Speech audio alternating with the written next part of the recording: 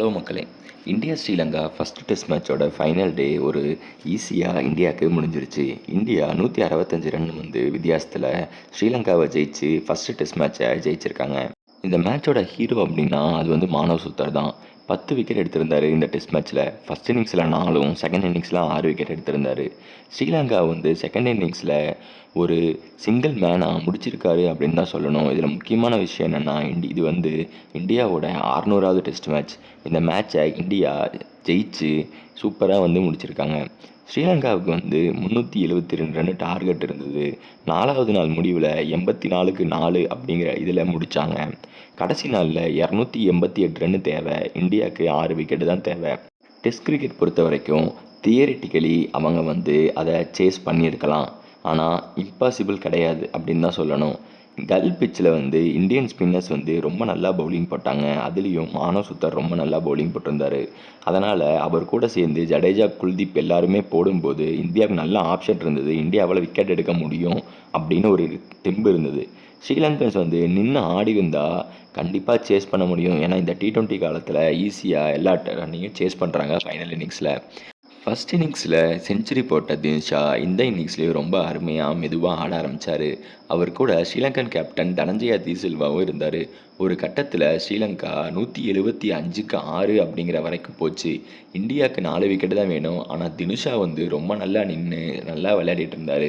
First இன்னிங்ஸில் 100, second இன்னிங்ஸில் 84 எடுத்து ஒரே டெஸ்ட் மேட்ச்சில் ஸ்ரீலங்காவுக்கு ரொம்ப நல்ல பர்ஃபார்மன்ஸை கொடுத்துருந்தாரு. ஒன்ஸ் அவர் அவுட் ஆனதுக்கப்புறம் ஈஸியாக மேட்ச் இந்தியா பக்கம் திரும்பிடுச்சு.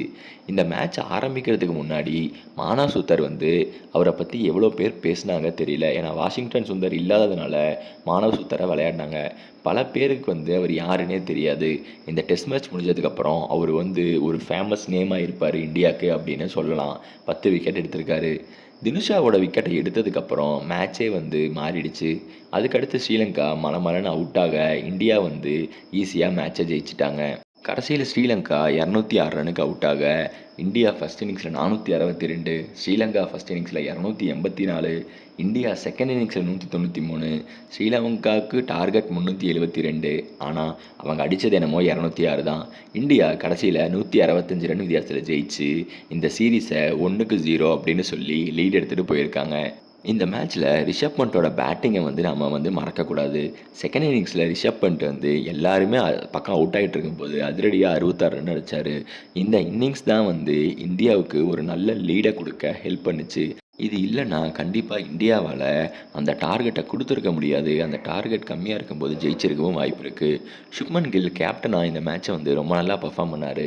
பேட்டராக ரன் அடிக்கலை, ஆனாலும் கேப்டனாக அவரால் ரன் அடிக்க முடிஞ்சுது. இந்த பிச்சில் இந்தியன் ஸ்பின்னர்ஸை எப்படி யூஸ் பண்ணணும் அப்படின்னு நல்லா யூஸ் பண்ணார். குல்தீப் யாதவுக்கு பெருசாக பவுலிங் சான்ஸ் இல்லை, அவர் நல்லா போடலை அப்படின்னாலும் மற்ற 2 ஸ்பின்னர்ஸான ஜடேஜாவும் மானவ் சுத்தரையும் ரொம்ப நல்லா யூஸ் பண்ணி மேட்ச்சில் ரொம்ப நல்லா பர்ஃபார்ம் பண்ண வச்சார். இந்த மேட்ச்சில் நிறையா டைம் மழை வந்துச்சு, மேட்ச் அங்கங்கே தடைப்பட்டுச்சு. அப்படி இருந்தாலும் இந்தியா மிச்சம் இருக்கிற டைமில் ஸ்ரீலங்காவை ஆல் அவுட் பண்ணது ரொம்ப நல்ல விஷயந்தான். இந்த மேட்ச்சுக்கு அப்புறம் அடுத்த மேட்ச் சீக்கிரம் ஆரம்பிக்க போகுது. அந்த மேட்ச்சில் இந்தியா சீக்கிரம் ஜெயிச்சு இந்த 2 மேட்ச் கொண்ட டெஸ்ட் சீரீஸை ஈஸியாக வின் பண்ணுவாங்க அப்படின்னு எதிர்பார்க்கலாம்.